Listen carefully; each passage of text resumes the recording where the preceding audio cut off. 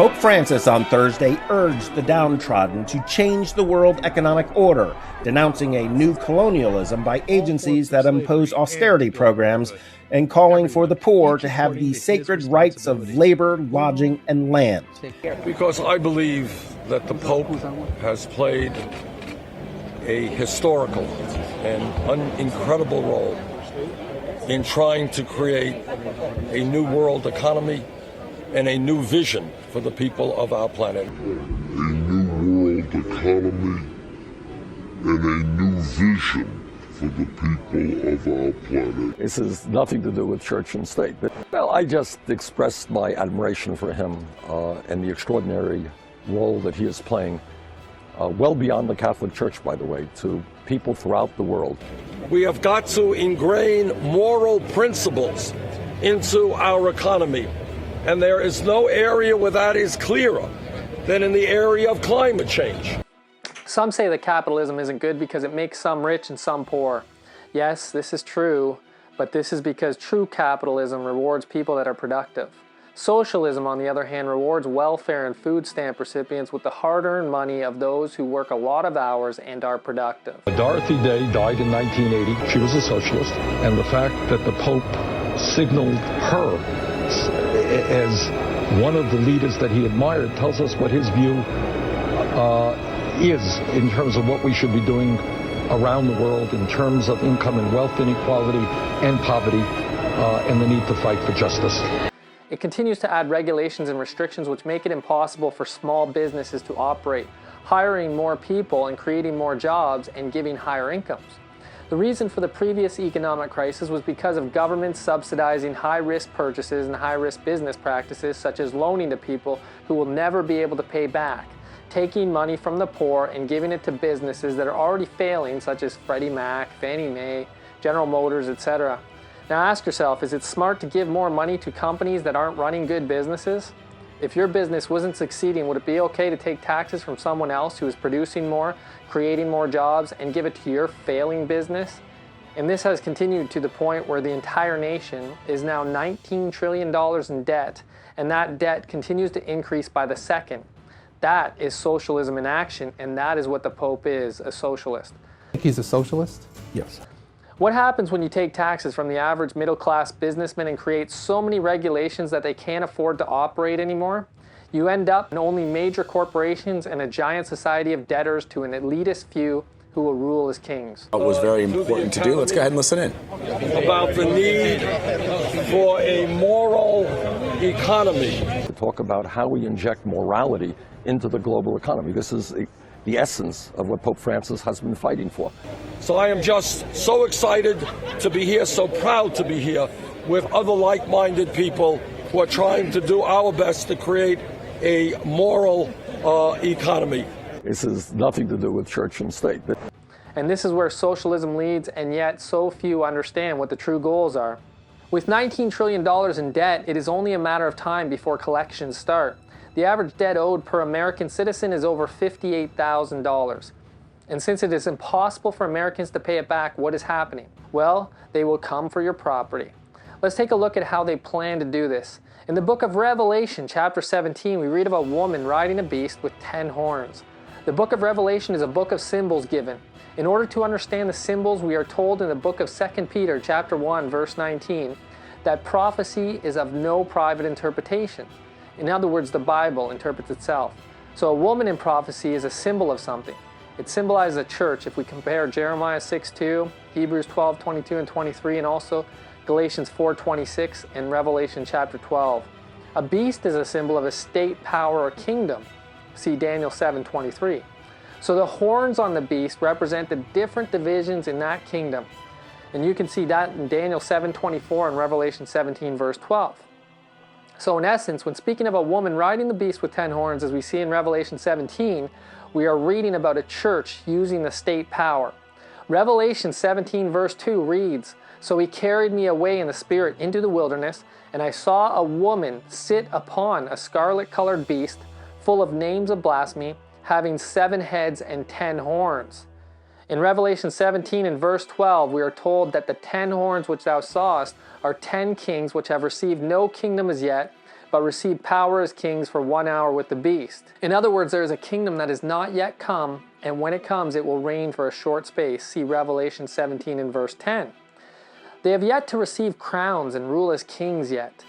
The kings right now are merely acknowledged in a ceremonial form. What is coming is a world religion ruling over the kings of the earth, and this is none other than the papacy. First, look at the following in Revelation 17:4. We read of this woman that the woman was arrayed in purple and scarlet color, decked with gold and precious stones and pearls, having a golden cup in her hand full of abominations and filthiness of her fornication. Notice the depiction of the woman in their own coins. The woman is on top of the world. She is controlling the kings of the earth. She is riding the beast. The papacy has had this power already during the Dark Ages, and she will have it once again. The power is already being given over. The papacy is calling for a new economic order. They want to control the economy. Why? Because they want to control who might buy or sell. The Bible tells us in the book of Revelation chapter 13 and verse 17 that no man might buy or sell save he that had the mark or the name of the beast or the number of his name. The buying and selling issue revolves around the law of God, and those who uphold the law of God, the enemies of the state, will be those who refuse to bow to the socialist decrees. What exactly and how exactly will this socialist system be set up? In Revelation 17 and verse 13, speaking of the 10 horns, we are told that these have one mind and shall give their power and strength unto the beast. One mind, in other words, they will be of one accord, united nations. And just what do these United Nations seek to do when they have their kingdom? Well, here is a United Nations map. It is from Sustainable Development Agenda 21. In it, we see several yellow areas and several red areas. Under this project, the red area would be considered forbidden zones, and you wouldn't be able to go there, period. Even the yellow areas are highly regulated use. So if and when authorities gave you permission to go there, it likely would not be very often, and you definitely would not be living there. In fact, only the green areas would be for the normal use by people. On September 23rd of 2015, the Pope visited the United States Capitol, the heart of the nation, Washington, D.C. On September 24th, 2015, he addressed the United States Congress. 500 days earlier, we were told by a French foreign minister that we had 500 days to avoid climate chaos. We have 500 days to avoid the climate chaos.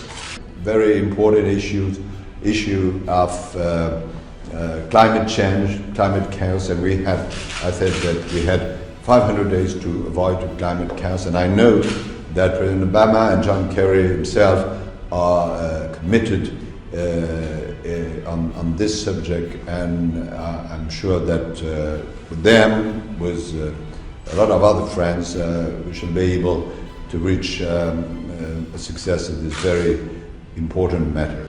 Only 500 days later, the Pope was in the United States on September 25th, headlining a speaking spot, and the topic at hand was his environmental encyclical, which had been released only 2 months earlier. The agenda was set.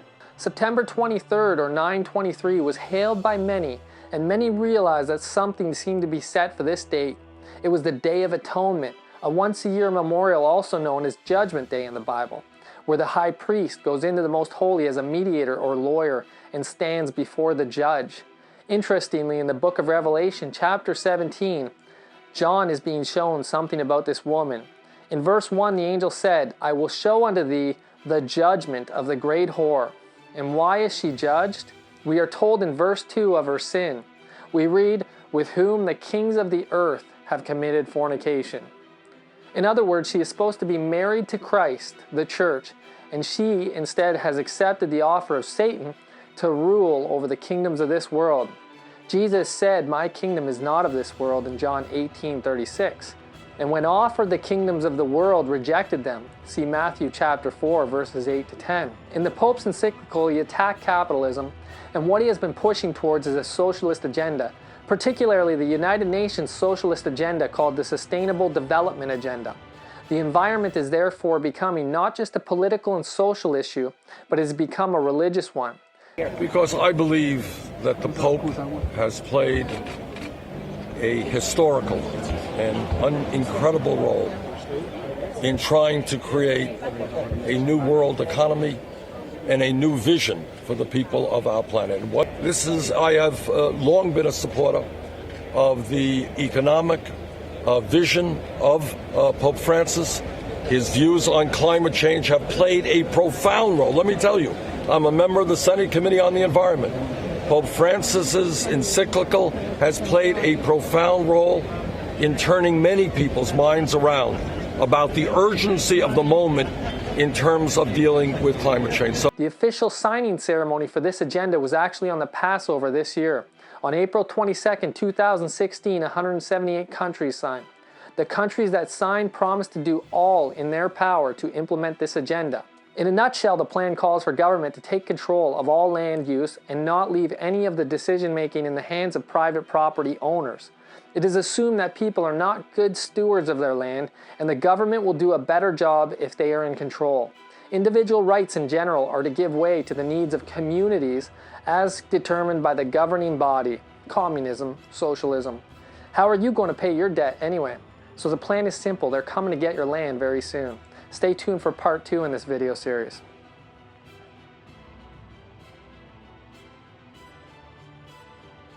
This event, and he defends working with Kanye West, who said the following: I sold my soul to the devil.